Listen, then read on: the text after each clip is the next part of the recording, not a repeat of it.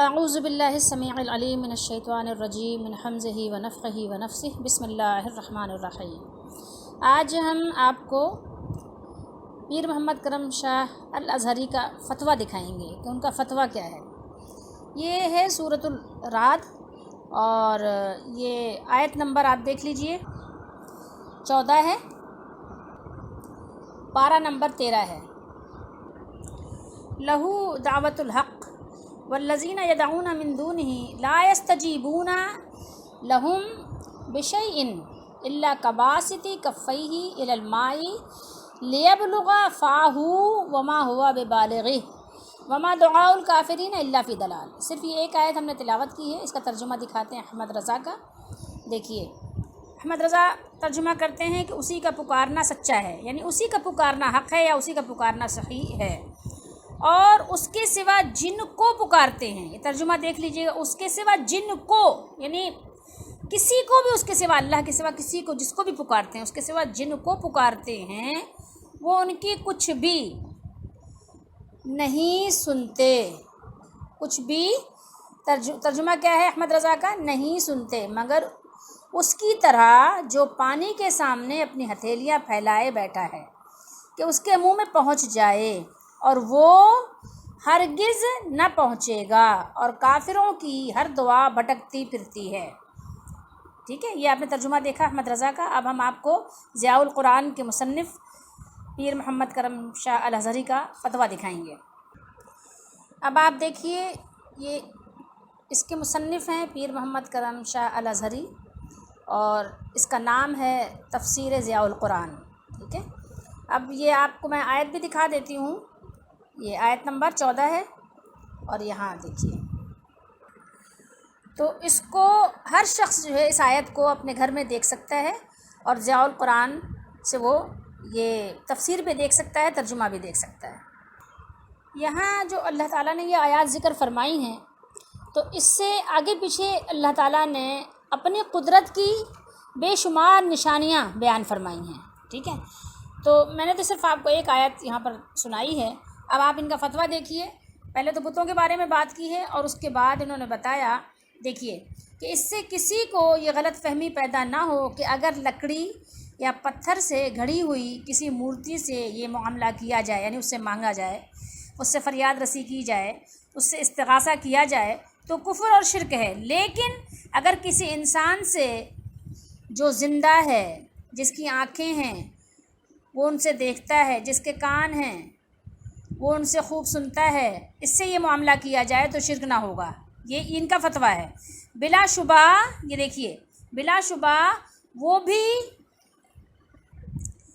مشرک ہوگا، جس طرح مشرکین ان مجسموں کو اپنا الہ اور معبود سمجھا کرتے تھے۔ اگر کسی انسان کے متعلق بھی کسی کا یہ عقیدہ ہو تو وہ قطعاً مشرک ہوگا۔ جس طرح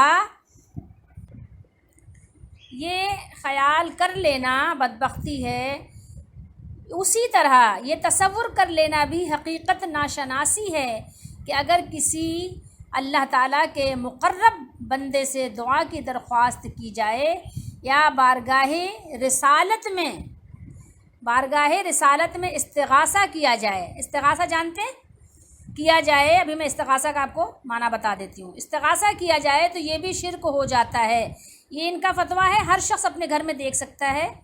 اور کہہ رہے ہیں حضور صلی اللہ علیہ وسلم، یعنی آپ صلی اللہ علیہ وسلم سے بھی اگر استغاثہ کیا جائے تو یہ بھی شرک ہوگا، اور کرنے والا خود بتا رہے ہیں کہ مشرک ہوگا۔ ٹھیک ہے، مشرک ہوگا۔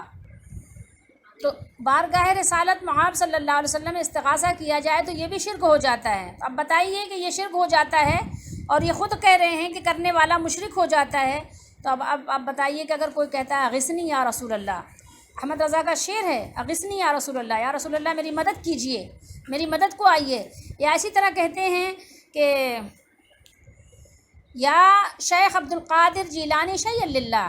اب بتائیے آپ کہ اے شیخ عبد القادر جیلانی، اللہ کے واسطے میری مدد کیجئے، کچھ مدد کیجئے، شیئن کچھ، للہ اللہ کے واسطے۔ اب آپ بتائیے کہ یہ کیا ہے پھر؟ یہ ان کا فتویٰ ہے، یہ بریلوی ہیں، کٹر بریلوی ہیں، ان کا ہی اپنے یعنی لکھتے ہیں، ان کے فتاوے موجود ہیں، ان کی باتیں موجود ہیں، لیکن پتہ نہیں کیوں کس بات پر یہ آگے دھوکہ کھاتے ہیں۔ اب آئیے میں آپ کو غلام رسول سعیدی کی جو تفسیر ہے تبیان القرآن، اس میں بھی میں ان کا بھی آپ کو فتویٰ دکھا دیتی ہوں۔ دیکھیے غلام رسول سعیدی کی یہ 13واں پارہ ہے، سورہ رعد ہے، اور ان کا اپنا جو ہے قول ہے۔ یہ کہہ رہے ہیں لیکن افضل اور اولیٰ یہی ہے کہ صرف اللہ تعالیٰ سے سوال کیا جائے اور اسی سے مدد طلب کی جائے۔ نبی کریم صلی اللہ علیہ وسلم نے حضرت ابن عباس رضی اللہ تعالی عنہما کو نصیحت کرتے ہوئے فرمایا، اذا سألت فاسأل اللہ واذا استعنت فاستعن باللہ۔ ٹھیک ہے، یعنی جب تم سوال کرو تو کس سے سوال کرو؟ اللہ سے سوال کرو۔ جب تم سوال کرو تو اللہ تعالیٰ سے سوال کرو، یعنی جب تمہیں مانگنا ہو تو اللہ سے مانگو، اور جب تمہیں مدد طلب کرنی ہو، جب تم مدد طلب کرو یا مدد طلب کرنا چاہو، فاستعن باللہ، تو اللہ تعالیٰ ہی سے مدد طلب کرو۔ ٹھیک ہے، اب یہ صاف اور واضح آیات اور احادیث مبارکہ کے موجودگی میں جب کہ خود یہ لوگ مان رہے ہیں کہ افضل و اولیٰ یہی ہے، افضل اور اولیٰ، پھر آپ کو کیا حاجت پڑی ہے کہ کسی اور سے آپ دعا کروائیں؟ کیا آپ کا اللہ نہیں سنتا؟ آپ دیکھ لیجئے کہ آپ کے اپنے جو جن کو آپ نے بڑا سمجھا ہوا ہے ان کے یہ فتوے ہیں۔ اب آپ کی مرضی کہ آپ چاہو تو راستے پر آؤ اور چاہو تو پھر اس کی تعویلات نکالتے رہو۔ اب مزید آپ ان کی تفسیر بھی دیکھ لیجئے ضیاء القرآن مصنف کی۔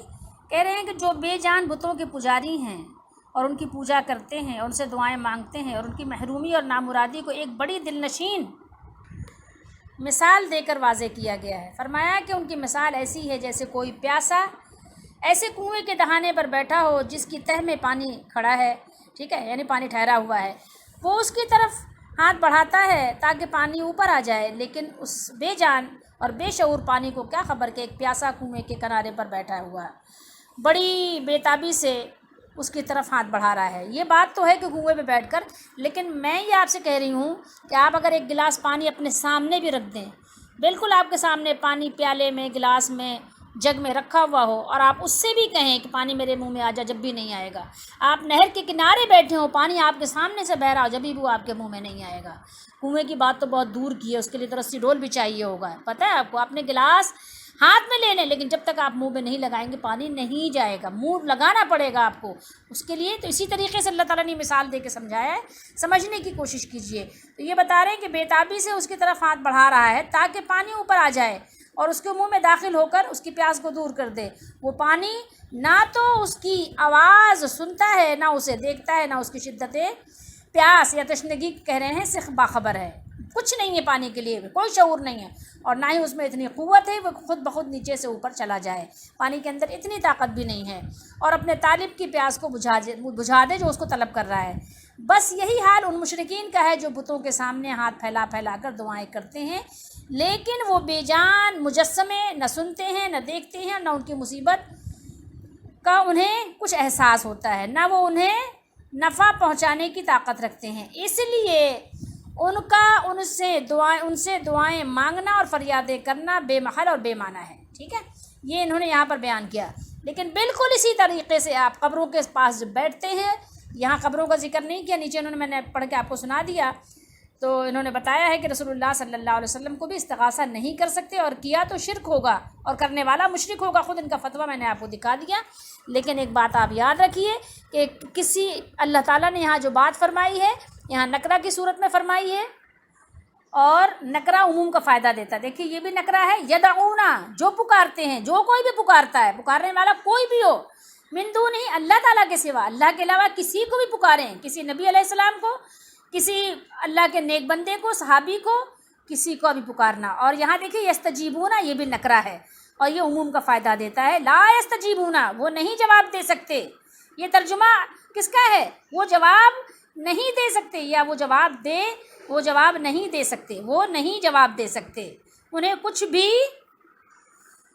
کیا مطلب، یعنی جن کو آپ پکار رہے ہیں وہ کچھ بھی آپ کو جواب نہیں دے سکتے۔ پکارنے والے کو، یعنی انہیں جو لوگ پکار یدعونا، یہ انہیں جو ہے ادھر جا رہا ہے، لہم، ہم ضمیر جا رہی ہے کدھر؟ یدعونا کی طرف۔ انہیں کچھ بھی جواب نہیں دیں گے، کچھ بھی، 1% بھی، ایک ذرا سا بھی جواب نہیں آئے گا۔ اسی طریقے سے قبروں سے بھی آپ کو تا قیامت جواب نہیں آئے گا، قرآن میں موجود ہے۔ ٹھیک ہے، اب آپ کی مرضی، آپ جو چاہے اپنے لیے انتخاب کرو، اللہ سے دعا مانگو یا اللہ کے بندوں سے مانگو، قبروں سے مانگو یا بتوں سے مانگو یا درختوں سے مانگو۔ فتوے لکھ دیے ہیں لوگوں نے، لیکن بعد میں آ کے بس وہی ہے کہ پتہ نہیں کہاں سے پھر جاتے ہیں، شیطان کہاں سے اچک لے جاتا ہے۔ اللہ تعالیٰ ہم سب کا حامی و ناصر ہو اور ہمیں ہر طرح کے شرک سے بچائے، ہمارے ایمان کی حفاظت فرمائے، آمین۔